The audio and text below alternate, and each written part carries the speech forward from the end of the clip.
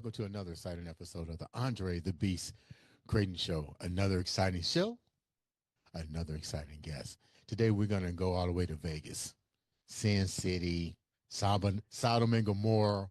I mean, you name it, they've been called it. But you know what? Some great things comes out of Vegas.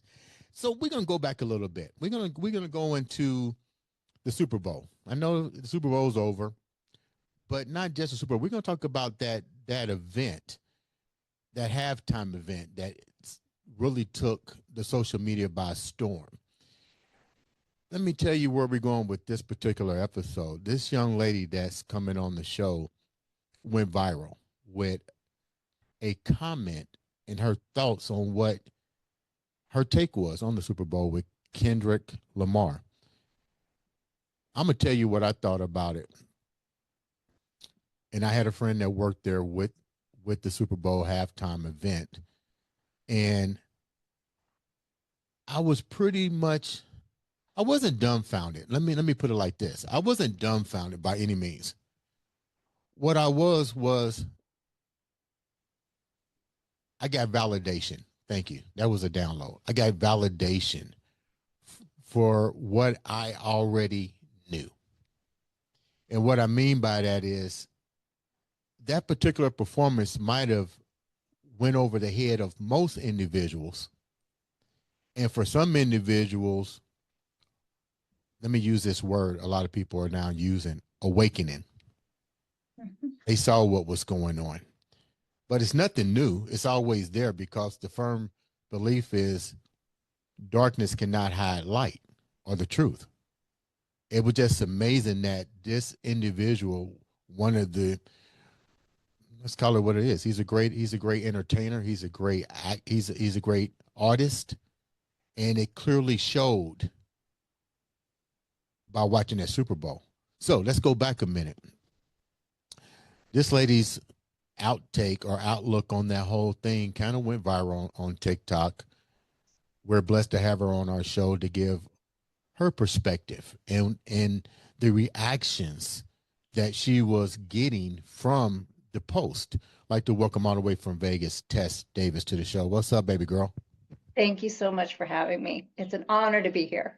Well, thank you so much. It's an honor having you. I mean, very seldom do we get individuals that have,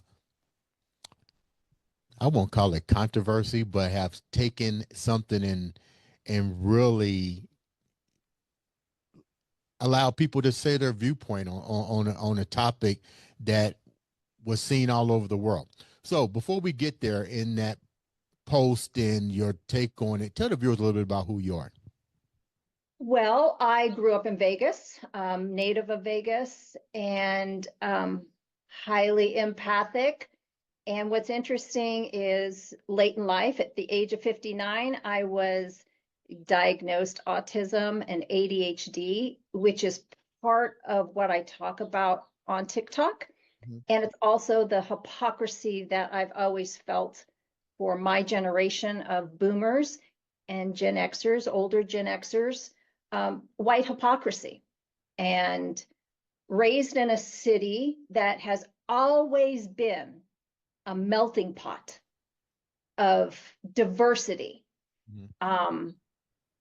I grew up in just this time in this space where I just saw people. I saw people, and I don't want to say this color thing, but that's never what resonated with me. It was the kindness and openness between human connection. Mm-hmm. So it never had anything to do with this stuff, which is I always refer to it, our skin color. It actually goes back to how we treat each other. Mm-hmm. And growing up here, I have seen it all. I mean, through the times of the mob controlling Las Vegas, the stories that I have are just hilarious, but really seeing the transformation of a city that was segregated, that was this molded vision that the US really, the world doesn't really have that intake of what Las Vegas truly represented. And now now I believe it's even more filled with this white hypocrisy because it's so hell-bent on what we're witnessing right now, which is the control of corporate control that's now affecting all of us. And that's what's really hard, is because I'm seeing segments of society just being targeted. And that's part of always calling out the BS that I see. We've got to stop this viewpoint that is being crammed down everybody's throats right now with such divisiveness. And that's where I stand. I've been an activist. I have done that my entire life. I mentor young women, homeless groups here in Las Vegas. And I just am the message of, we see you, I see you. And not only do I see you, I hear you, I feel you. And I'm at this point where I want to get the message. I am you, you are me, we are one. We are one. And this is where I want to mold this into this passion that I have, that this hatred and racism, it's got to stop. And being from a city that I've seen shift, it breaks my heart, because that's not what I grew up in, but this is what I'm seeing more and more out there. It is so funny you mentioned you mentioned Vegas, but um, I grew up and I really, as a young child, I never really knew anything about Vegas, no more than what you saw on TV, mob control, and this is where you go to, they bury you out in the desert, but you said something that was really profound here: the segregation of Vegas. It's funny that it's funny because we live in a world now where we can basically put your address in and see your house, see your surroundings, everything. That wasn't available back then. So it makes me wonder, what other cities, what other states, what other little small rural towns have dealt with and is still dealing with this diversity. How many silent voices have not been heard? I mean, I Oh, remember when Oprah Winfrey went to Forsyth, Georgia. Well, hell, I wasn't born that far from Forsyth, Georgia. I remember not being able to go through these little towns and so forth because I was a colored man. I get hung. They were still hanging people back then, but it wasn't as polarized now. But you mentioned something about Vegas being, segregated. Tell me about that, because I had no idea. well, so in Vegas, there was an area in Vegas that was specifically called the West Side. And so that you have to think on how large Vegas is now, and now you just have to go in a microscopic thing. So the area that I grew up in was, of course, it was middle class white. But there was a segment of Las Vegas that was called the West Side, and the West Side is basically where most of our Black and brown brothers, sisters lived. What's interesting though is, because it's no longer the West Side, because the West Side of Vegas goes far west. Mhm. But us locals, we know what that means, if you grew up on the West Side. What's interesting though is there's two things that I just think are really important to share here with where my mind went. Back in the 60s, when my parents came here, my father was a liquor salesman, and he was assigned to the West Side. He was assigned where all the businesses, the bars and what have you, that were owned by Black people. And here's my dad, white man, and he is now assigned this territory. Well, lo and behold, several years into being the salesman in this area, my dad was kicking ass, and he made friends out there. He could come and go, and he had friendships. He had business relationships.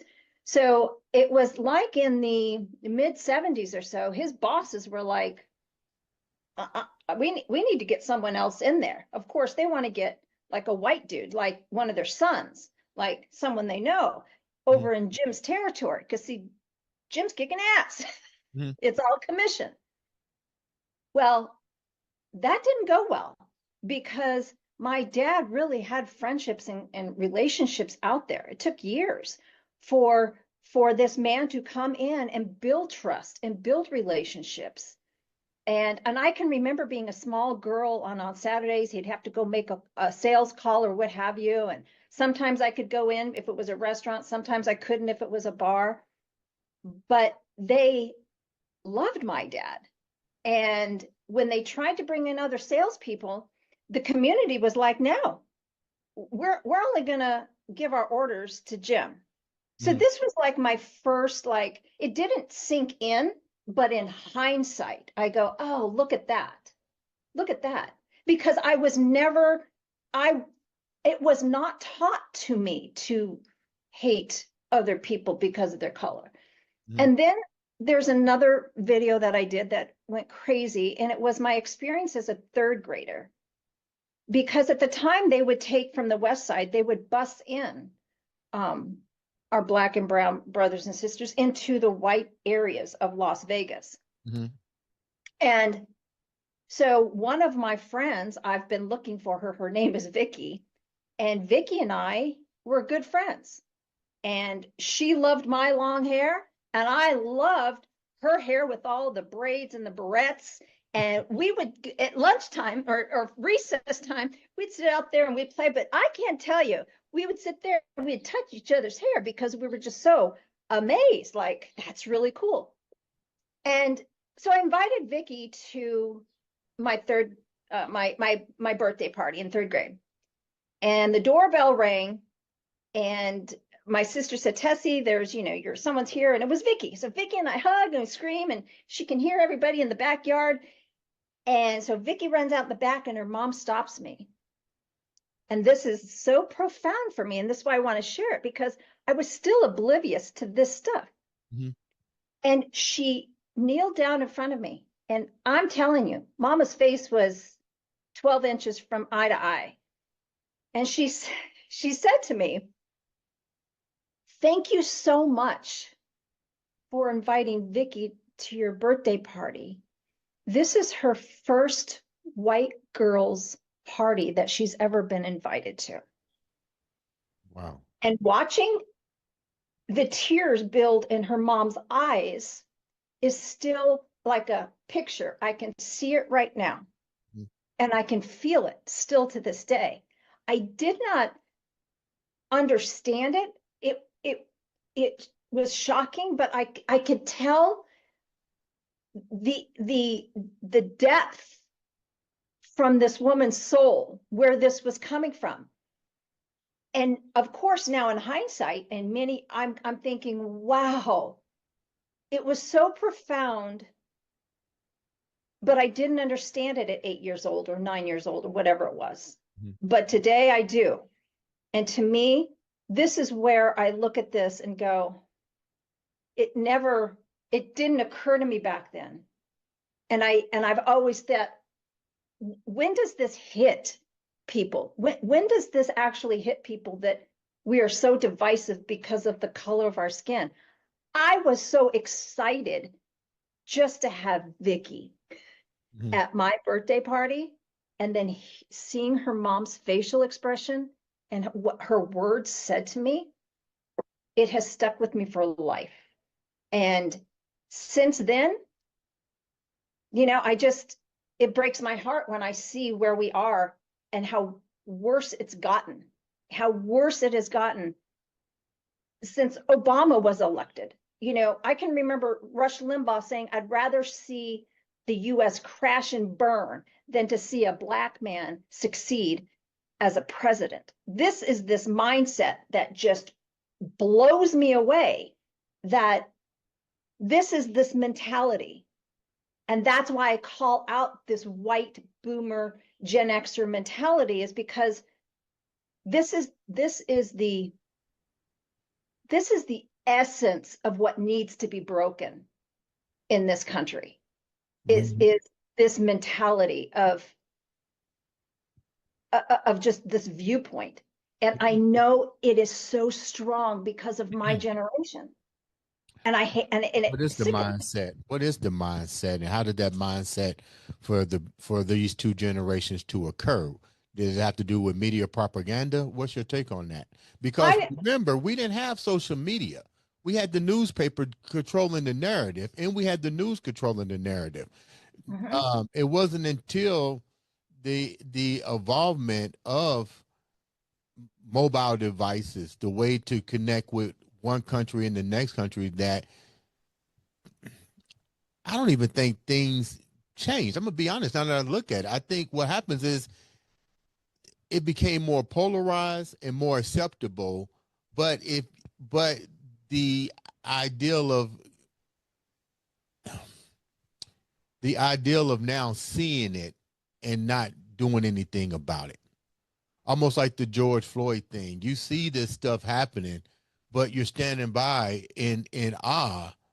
And but go back to my question with you.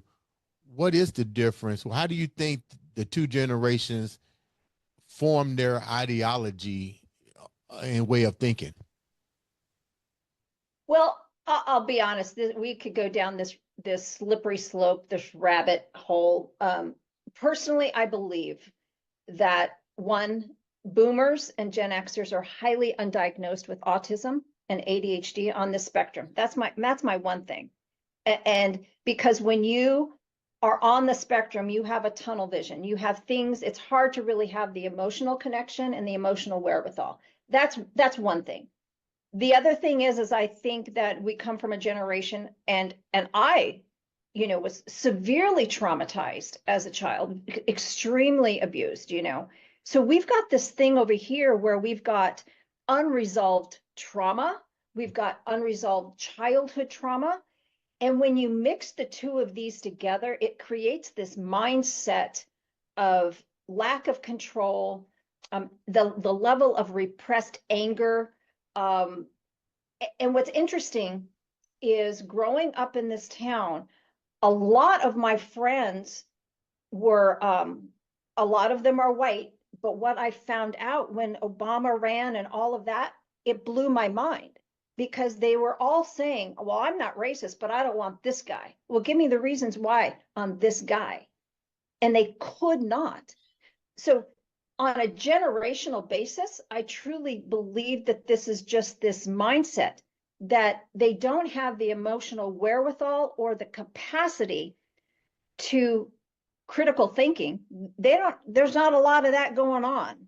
Yeah. And then when you think about where they came from, it was really ingrained in us to hit this grind and do this and do that.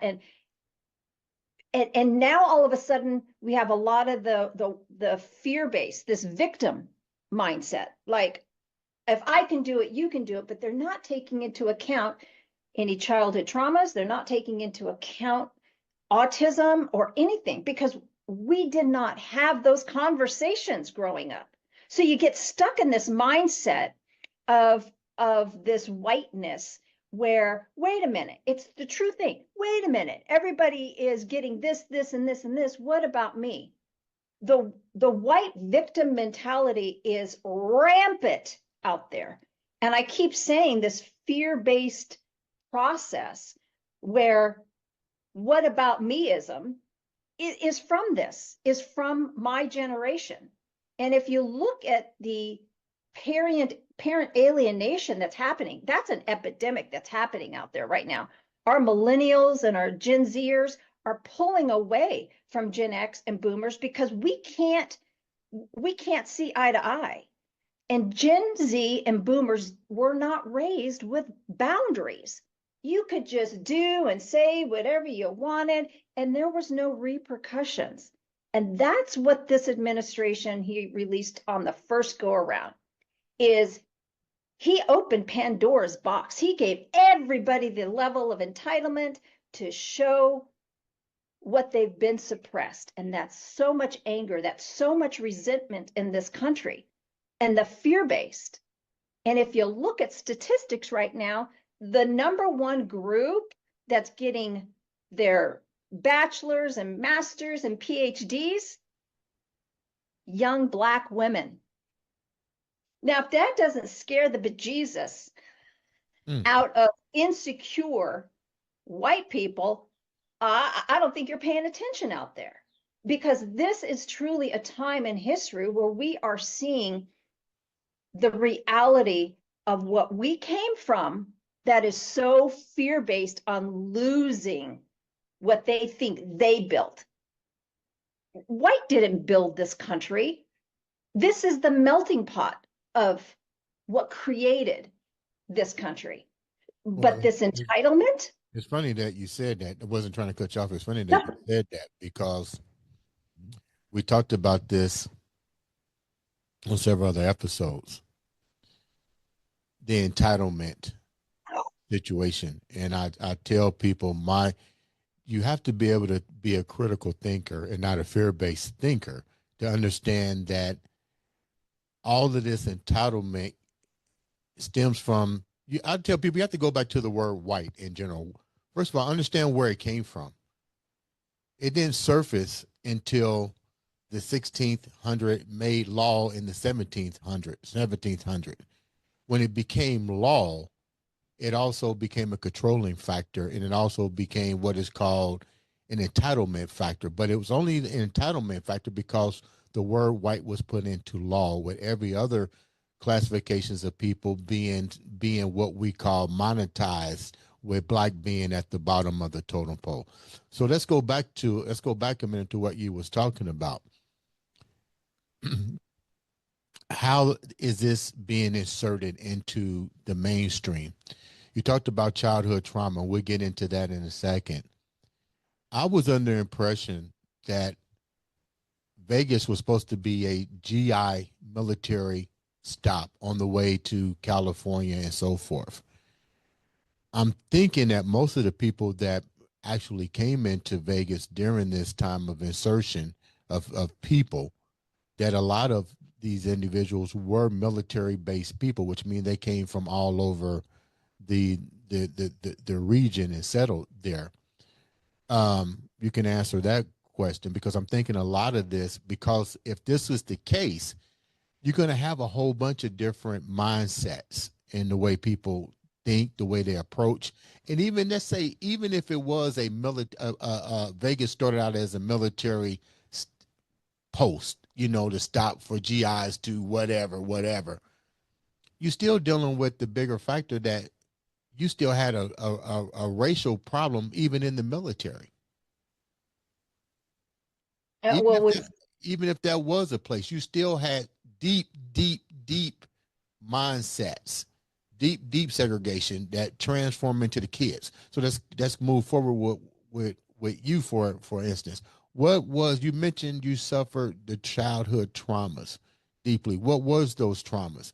And was Vegas, like I said, was it a melting pot of different mindsets, different ideas, different culture values? well, here, so growing up here, for for instance, I did not know anyone that was associated with Nellis Air Force Base. No, no military, because it was its own little section out there, and it was just not part of our interactions with friendships, because they had schools out there where kids went to school. So they went So to that school on wasn't base. They went to school on base. right.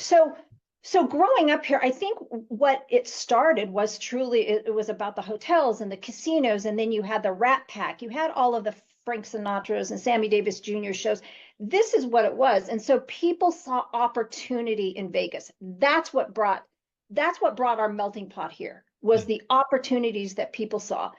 And of course, from that's how the mob got involved, because what a great way to launder your money and run your girls and all of that. It was Vegas. It was 24/7.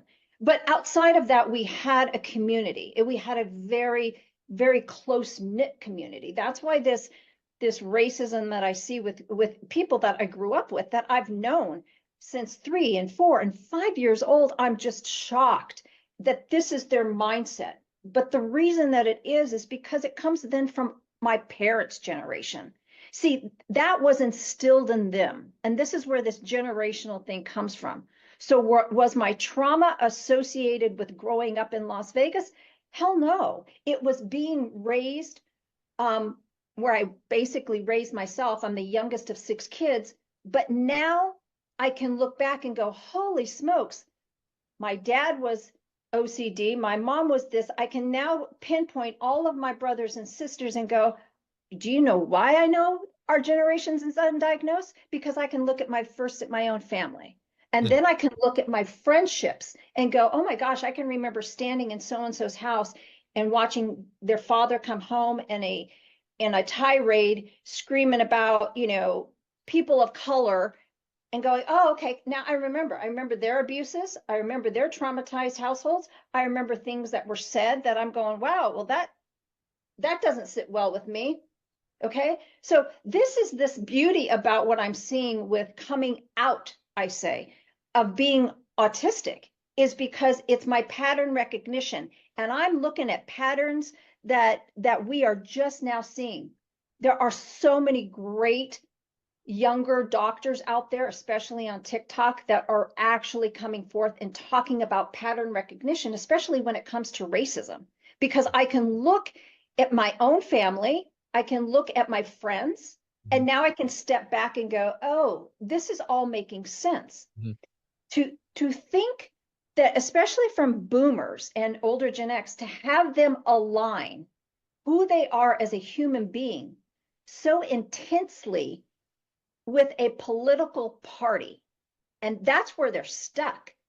So when you see all of these people that are voting this horrific regime into office, I'll tell you right now, the ones that I know, they're stuck in this mindset.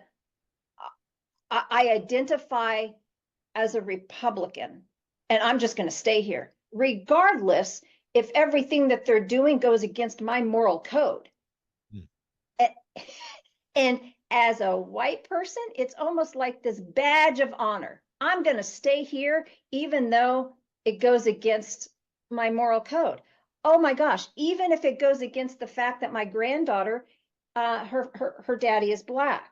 It doesn't matter. This is the hypocrisy of this stuff, because they can't think past, and they don't have those critical thinking skills, and they can't think past their own traumas. They can't think past because they don't even know that they're autistic. And they don't even realize that all of these biases that they were raised within are being debunked now. Yeah. And so where we come from, what's ingrained in our DNA, that's another big thing. What's in our DNA? And that was a portion of my video that I did regarding Kendrick, because white people say, oh, we've been through so much, and I'm sorry, it's in our DNA. And when you look at the history of our Black and brown brothers and sisters out there, I'm sorry, but the trauma is nowhere near this stuff. And that is where it's not a simple answer anymore, because my generation and Gen Xers are holding back intelligence. They want us to stay. What's his big thing? I like the uneducated. He knows how uneducated and how emotionally detached this group is, and he honed in on it. And when you've got far right shows that are pushing this and pushing this, it's this thing. It's stuck in their mind. It's easy to understand why it's been tagged and identified by top scholars as a cult, because they can't break those cycles. This is a trauma bond. This is a toxic bond that they have. And when you come from a toxic trauma household, you connect to what is familiar to you. So when you have this man who everybody idolizes, and he says what we've been told not to say, but he's getting away with it, this is the familiar. I can't tell you how many white people I know that I remember those conversations and go, oh my gosh. But that's where your brain is wired as a child. You're going to connect to what is familiar. And if your familiar is racial slurs, then by God, it's wired. If your familiar is abuse, then by God, there's going to be abuse in that family. Mm-hmm. This is the generational trauma that I talk about, because these are the patterns that need to be broken. But here we've got young adults that are breaking it because they're stepping back and they're looking at their parents and their grandparents and they're going, wait 1 minute. I have friends that are of all different colors from all different places, right, and they treat me wonderfully. Mm-hmm. Who doesn't treat me wonderfully? My own family. My own family doesn't treat me the way my friendships do. Mm-hmm. So this is this process that I'm watching out there of older people, boomers and Gen Xers, that it's being put in their face and they don't like it. They don't like what they feel. It's funny that you said that, because I'm a firm believer that generational data resonates, but there's always that aha moment that you go, this isn't right. And then you mentioned something else that I see happening with that generation too. It's the fear base, because it's been so deeply embedded in them that the inability to be a critical thinker doesn't even exist. So you, like you said, you resonate with familiarity here. So let's move forward a little bit here. You said one word that I thought was really cool: parent alienation, because it starts with the kids. Yep. And I have not used that word in a while.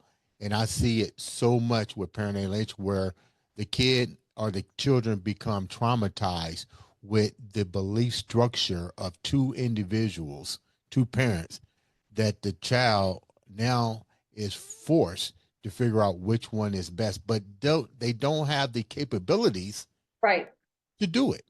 Right. And what's interesting, because I do somatic work, I do all kinds of different care sessions with people. And I went through some training with Dr. Gabor Mate, Peter Levine, Bessel van der Kolk, and these are like our top three. They're like the grandfathers of childhood trauma. So I was in a 7-day course with them last year, and I just have to say, because I have my gift of gab, I always made sure that I went. I like to talk to younger people. I want to know what's going on in their heart and their feelings, and it just shocked me, because there had to have been at least a half a dozen young women that I spoke to. Yeah, I haven't talked to my mom in 9 years. Oh, I haven't seen my dad in 15. I am and so why is that? Is because our youth are saying, I want boundaries. You don't respect me. You treated me like crap. I'm doing my self-work. I'm doing my healing. And that right there, when I started really going down that rabbit hole of parent alienation, it's because boomers and Gen Xers, they don't want to be held accountable. They do not want to be held accountable. And what is a trait of autism? Lack of accountability. Am I blaming or pushing this through autism? No, because not everyone is autistic. But when you start to look at things and the similarities and the patterns, this is where I know in my own family, for instance, how I watched my nephews and nieces get raised by their parents that are truly undiagnosed on the spectrum. And so when we have this divisiveness that's still going on, it is so generationally ingrained, because it is that familiar. And our youth, they're trying to rewire what they went through, and they're doing a really good job because they've got critical thinking. I'm watching them raise their children with a vocabulary where kids are helping them define words with emotions. Mm-hmm. And that's why I'm always saying our youth, yeah, they're going to change this, but we're stuck. It's like we're, you can go to this matrix thing. We're stuck. We're stuck because there's still so many of us older people that haven't transitioned into human decency. Mm, Because in my opinion, just mine, there's not a lot of human decency happening yeah. out there in the world. And if you look at the Karens and the Kens of the world out there being so entitled, it it just it infuriates me that they are reducing a human being to what their belief system is. And that to me is not what our youth is doing. Our youth is actually looking at life and saying, I like this person. I'm going to date this person. I'm going to have children with this person. And that person doesn't look like me, but that person feels good with me. That person respects me. And a lot of these kids and these young adults are saying, my own parents and siblings don't respect me. And that's a hard thing for my generation to wrap their head around because they're control freaks. Let's move forward with this before we wrap up. The Kendrick Lamar Super Bowl thing got a lot of attention, and you basically spoke your opinion because that's what you do on social media. You cover a wide range of topics that resonate with you. And I tell people, social media is about expression. You don't have to agree with everything people say on social media, but at least have the ability to at least listen. You never know, it might open up a aha moment in your life. So let's move forward with the Kendrick Lamar thing. What was your take on it? Why did you feel the need to address it? And then what were some of the things that people were saying with your thought? Well, so I was excited to know that he was going to be doing the halftime because I knew who he was. I had listened to some of his music, but it's not my big genre of music because I'm more from 70s and 80s. So, but I was excited to see what he was going to do because I did have enough knowledge on who he was and the controversies and all of that.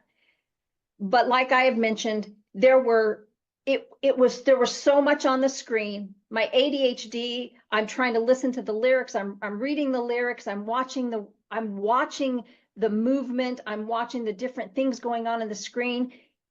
It felt so intense for me. And it wasn't in that particular moment because when it stopped, I was like, oh gosh, I need to dig into this because I know there's symbolisms in there that I didn't catch. I know that I was so excited to watch this over here and listen to the lyrics over there. And it took me a couple days to really go in because people were chiming in. And once I really went back from segment to segment and what this meant and what that meant and the symbolism, the genius, and this is where I think I put that in there. He's a genius in his performance. But I know as a white boomer, it went over the majority of everybody's head because in many ways it went over mine. But I knew it was important for me to understand what the message was. And so when I went back and really started researching and listening to the lyrics, there were times where I would just sit there and cry because my gosh, we're still in this place in society. Hmm. And when I came forth and did this video, I became so emotional because I was so proud. I'm so proud of our youth taking a stand against my generation to try to wake everybody up. Like, yeah, we have got to come together. And when I realized what I witnessed, and I can't tell you how many times I rewatched that show, it just hit me so hard. And I did become emotional in my video on TikTok because it goes back to, I believe we all want to be seen, heard, and valued. That's human nature. And right now, we're dismissing segments of our society that don't look like me. We're literally getting rid of DEI. I mean, what is happening is just, it's it's the ultimate of hypocrisy. And that is where it just, I have had so many conversations with older people my age saying, go back, go listen to it. Mm-hmm. But if you don't have the emotional wherewithal to take it upon yourself, this is where I see we're getting stuck, because my generation doesn't want to be told. They just want to dismiss it all. It makes them uncomfortable to have the uncomfortable conversations. And it's these kinds of conversations that we have to have in order to break down these horrific generational patterns. We're all human beings. We're all just wanting to live in peace. And when I see this level of just hate and divisiveness continuing on, it just keeps pushing me forward to speak my mind and to call it out. And I know that people don't like to be called out on their BS, Mm-hmm. but at what point do you stop contributing to the BS and take a step back? Because I'll have to say, what RFK said the other day about people that are autistic and on the spectrum and all of that, that right now is getting a lot of pushback. Why? Because he just put the pain on a lot of the white people out there.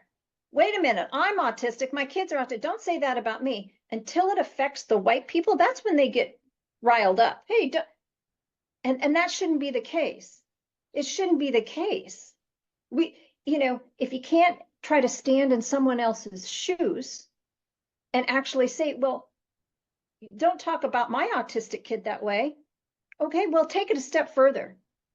Don't talk about our Black brothers and sisters out there either. And don't talk about our immigrants that way. So in the white world mind, it's always about them.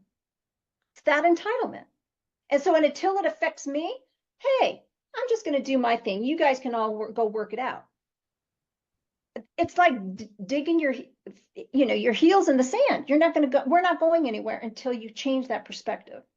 So with all that said, with how people are viewing that particular performance, let's go back one more time. You said something that we really didn't talk about in depth. We used the word trauma. We used the word boomer, Gen X. We mentioned a lot of this, but we didn't talk about your trauma. What was the trauma that you went through? So the traumas that I went through were the emotional disconnect that was in my family, and I come back to this saying that a lot of us that came from larger families, we weren't raised. Our parents just had us. So there's a big difference, and this is what I try to, talk to my younger adults that I mentor or what have you. There's a difference between having children and raising children. Right. And a lot of boomers and Gen Xers, we raised ourselves. So there wasn't, and again, this goes back to, this is traumatizing. If there's no emotional bond, if there's no connection, think about having to be raised by siblings. Siblings don't have the emotional wherewithal. They don't have the mental intelligence or the capacity to be raising children. So when you're in this household, these are these little nuances where it is traumatizing to us. And if you're on the spectrum, or if you have any of these other different societal, visions, right? Each person is unique. So what could traumatize this child over here may not traumatize this one. And young adults are now realizing that, because we're all so unique. So what was traumatizing to me were the fact that I was the youngest of 6, and they were much older. So I was raised by siblings, and the 2 closest siblings were very emotionally abusive and physically abusive. And at 7 years old, one of my brothers held me over Hoover Dam. Wow. And was going and was doing, doing this up and down like he was going to drop me over Hoover Dam. I was 7 years old. So that is so ingrained in me as far as the lack of safety. Yeah. So when we're in a family where you don't have a safety net, you don't feel a sense of security, Hmm. where you've got verbal abuse going on, emotional abuse going on, physical abuse going on. Sorry, this is where I'm looking at my generation. We had a lot of that going on, and there's a lot of it unresolved. I was sexually assaulted at the age of 12 by my sister's boyfriend, who later became her husband, and she divorced. And then you go into this rabbit hole. Mm. So from that point, you know, now in hindsight, I'm looking at all of these different things. And if you're familiar with the ACEs, it's the Adverse Childhood Experience Test, ACE. If you go into there, you can get it online, and there's specific questions, and you can get rated. And my score was an 8 out of 10. Well, 8 out of 10 is that's you're pretty traumatized. Yeah. But there's categories. It's just not an easy, it's easy questions, but it's very distinct. And statistically, people that are in prison have a ACEs score of 6 or higher. So this just goes to show where we are. So if you look at society, who is the population that's in there the most? Well, it's brothers and sisters of color. Does it mean that they were extremely traumatized? No. Now you're bringing race into what's in prison. But when you are recognized as being traumatized, and you've got scales now, you've got evidence of the trauma. This can also be validating. Mhm. So there were many, I could not talk about my trauma Right. because it's a stigma in society. Because, and this is what I've learned from all of you, don't want to throw your family under the bus. Yeah, that was pretty bad what, my aunties and aunties did. And again, these are the hard conversations that we need to have. And it's so Because funny because we have people on the show and they will literally protect family secrets and not realizing that, you know what, those secrets put you in that fucking situation. thank you very much. Because see, this is, and that right there, what are you doing? You are creating the generational trauma and the patterns. You cannot sweep abuse under the rug anymore. We can't, because when you Mm. sweep abuse under the rug, you're sweeping that person's history under the rug. You are literally dismissing those horrific situations. Why do you think white people don't want to talk about the racism? Because it makes them feel uncomfortable. Well, you know what? Too bad, so sad. We have to move past that. And going into the familiar, because I'm letting you know, and this is my thing with the human conduit, we have more in common than what is dividing us. Yeah. And when you have those intimate conversations and you say, hey, what's it like? I've had those. I've had that. I've asked Black people in my life, what has it felt like for you to be a Black person, a Black man, a Black woman in this country? And you know what I get? I get, wow, I haven't had a white person ask me that. Well, you know what? I'm asking you because I want to know. What do they What say to you? What do they say to you? What's some of the remarks? there a lot of times it sticks like, well, I don't know what to say. And then with conversation, they open up and they talk about how they have felt less than. They feel as though they're not being heard. They feel as though, it's like they can't control it. Mm-hmm. They will give me intimate like stories, or I never really thought this way, and I wasn't raised that way, but why are white people raised that way? I get that one a lot. Like, we just want to love everybody, but when it comes back to this, it's not that. because white people are raised with this entitlement that we are here. We're better than everybody else. Well, the entitlement happened during the 1700s, during the Bacon Rebellion War, and before that, when the word white first surfaced.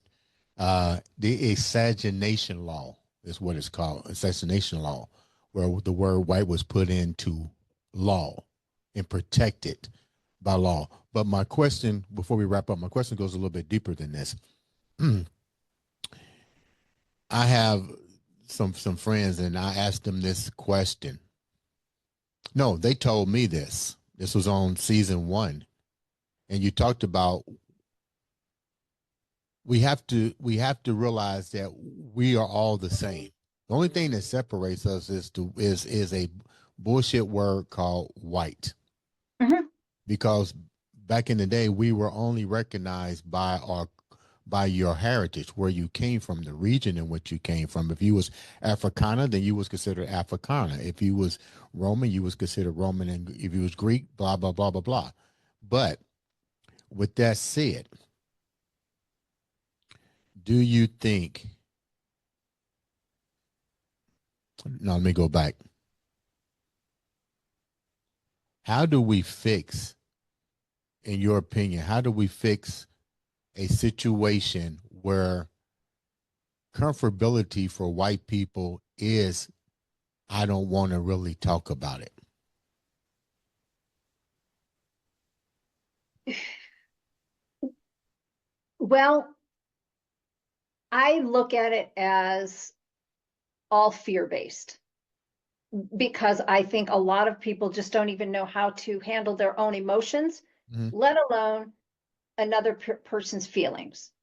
Right. Again, this goes back to, alexithymia is huge. You don't know how to put words and emotions and feelings together. That's a huge thing that's out there. But when it comes to, and it's really hard, when it comes to, I think, white people having these hard conversations, it's because I believe there's a lot of shame and guilt involved with that. And ancestral heritage and family bloodlines and trees. And I agree with that 100%, because like I said, in season 1, I had my friends on, and this is exactly what they said on the episode. We love you, Andre, blah, blah, blah, but we would never change places with you. Right. For the color of your skin.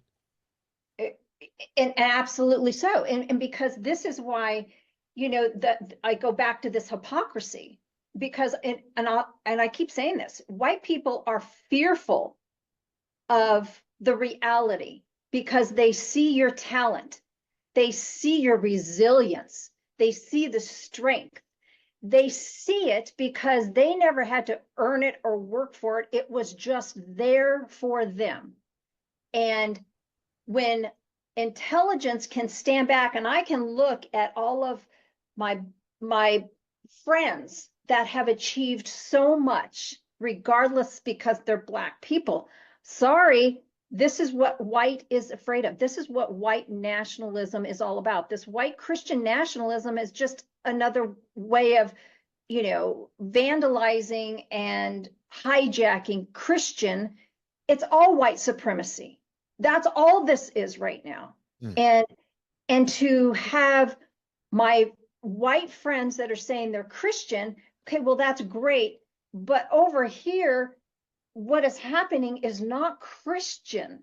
This is how they've sugarcoated it. This is how they've preached it out into the world of my generation, saying, we know you're a Christian, and this is the way it's going to be now. We need to put everybody in their places. Oh, doesn't that sound familiar?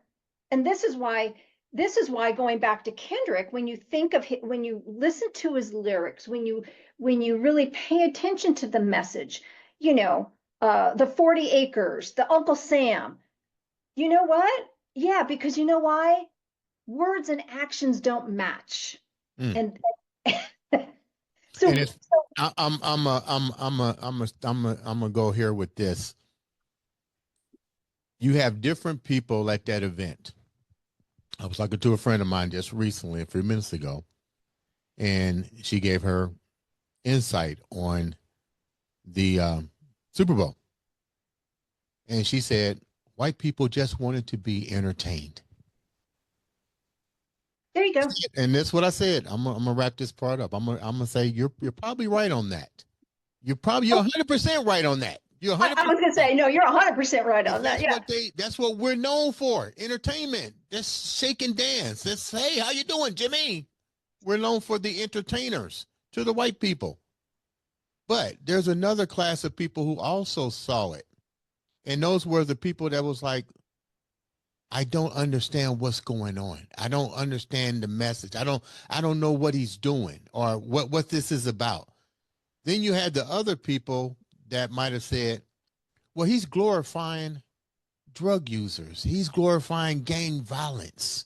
So you had so many different constructs in the matrix. Then you had the ones that, like yourself, that might have been what we call awakened, that saw the symbolism. Now, let's go deeper, because I shared this with my friend.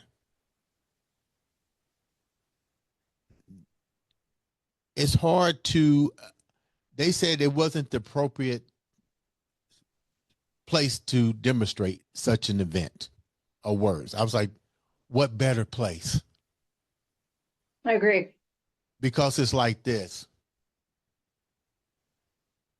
To awakening people to what this country is doing and what it has done has to be on a stage of a magnitude where people can see it. It's not, I don't think that he worried about who got the message. The situation was that he made it a conversation piece. And Absolutely. hopefully open up the doors for the ones who didn't know how to address a situation. Like I just said, my friend said, I love you to death, Dre, but I would never change places with you.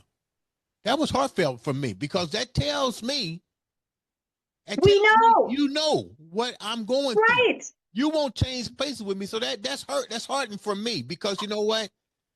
You can care less. I'm your friend, but you know what? You would never change places with me. Dude, that was like taking a knife and stabbing in my chest. You know what I go through every day. You know what people of color, people of any nationality, any person that's being discriminated against, you know what they go through. But your questions to me is, I would never change places with you. Yeah. Right. So you can say that wasn't a good place to showcase that event, but it was a place to make a conversational piece through the social media. And that's exactly what happened. That's exactly how you came on the show. That's exactly how we got to where we got to today. Before we wrap up, what was some of the parts about that particular performance that really resonated with you and you felt should have resonated with the world? Well, right off the bat, when they had the, Uncle Sam, I knew, okay, we're going to go into some deep messaging here. And that's where, like I said earlier, I was reading the lyrics. I was watching the performance. I was getting it, but I needed to do my research. Because I was being entertained. Yeah. but I knew. Right. Because I knew his genius style. I knew that there are messages in there, and I knew in my heart and soul that he was reaching out and having those uncomfortable, in your face moments. And sure enough, when I went back and started looking at all this, I'm going, yeah, because what I read is that he was warned, don't go there, don't do this, don't make it this. And he stuck to his guns. Yeah. And see, this is exactly the resilience and the strength that for the most part, white people are intimidated by, because every success that I see with our Black brothers and sisters is because they created it for them. They created it for them.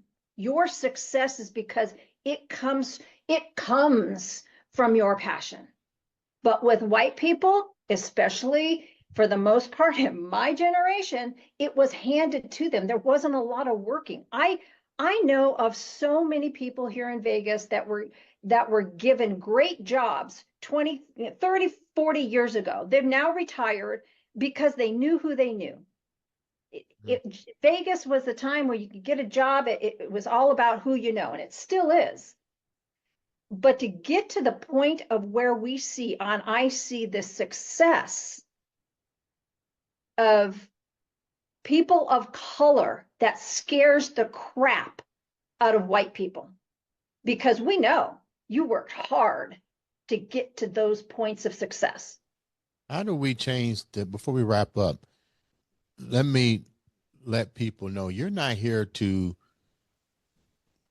talk bad about any race. You're bringing what is called a moment that people need to really think about what's going on. And my hat's off to you for going and taking an event like the Super Bowl halftime performance and really digging deeper into its meaning instead of being entertained. You took the entertainment and went. But my question is, before we wrap up, what's your end game here? What is your message that you're trying to resonate to people? And what do we need to do to come together to recognize everyone, that because we're all connected, no matter what the color of our skin is? Well, thank you for this opportunity, because this can lead me right into my segue. First of all, you're correct. I'm not here to bash white people. I'm not here to create a base of anything other than awareness. Be aware of where we are. And that's what that halftime show was all about. This is where we are. So I'm not here to bash anybody. If I can stand in my whiteness and call it out on the BS, I will do that until I take my last breath. But my point on all of this is, because this is the first time you and I communicating, I am the human conduit. I connect people. This is what I do. And about 10 months ago, I created my tokens of love. I don't know if you can see them. Mm-hmm. I call them my tokens of love. And they say on them, you are loved. And on the back side, it has my website, because you know what I'm doing?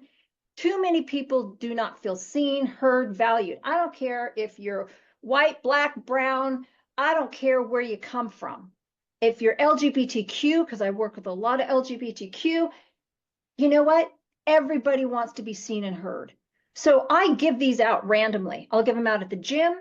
I'll give them out to wherever I'm at. If I see someone and I kind of think they're having a bad day, I'll give them one.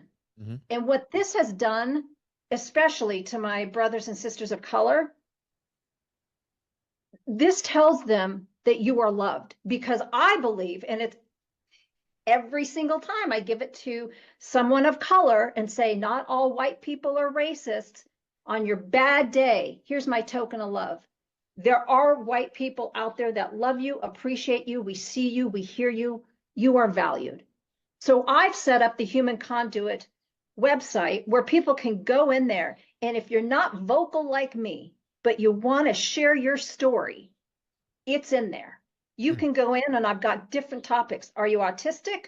Are you a person of color? Are you LGBTQ?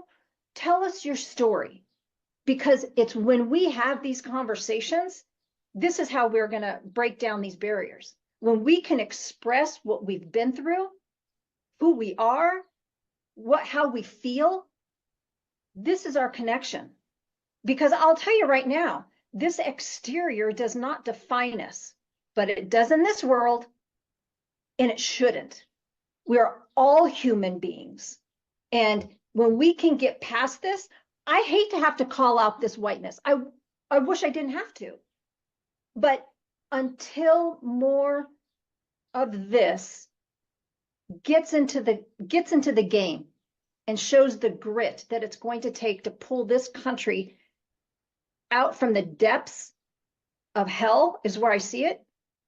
We all need to have these conversations. And if you're a writer, if you just want to put your words and your story on paper, there's your link. There's your source. What's the link, baby girl, that they can reach you at? What's the website? You can go right to thehumanconduit.com. And And it's sharing stories. This is where I want people to share their stories with me. If they don't want to write it and they want to talk, they can reach out. But it's got a link. You can choose your category. You can go into the form. You fill out the form, and boom, there you go. Share your story, because I'll tell you, we have so much in common, but it's still this exterior that's dividing us. And we've got to stop that. Tess, thank you so much for taking time out to come on the show and give us your point of view. And I do mean your point of view. Yeah. Make sure you guys click and follow her. And all it takes is one click of a button to change somebody's life and make a difference in this world.